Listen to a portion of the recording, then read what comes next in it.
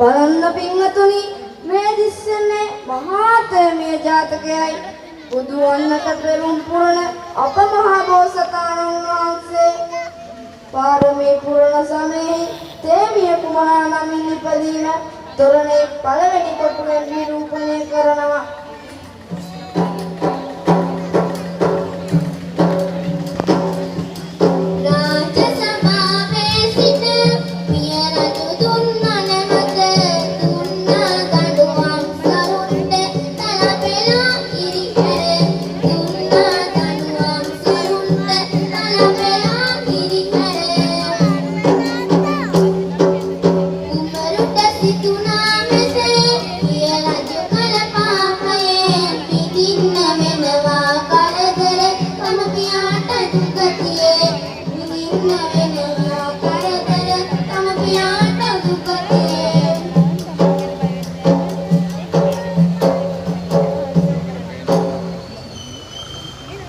ඉතින් පින්නතුනි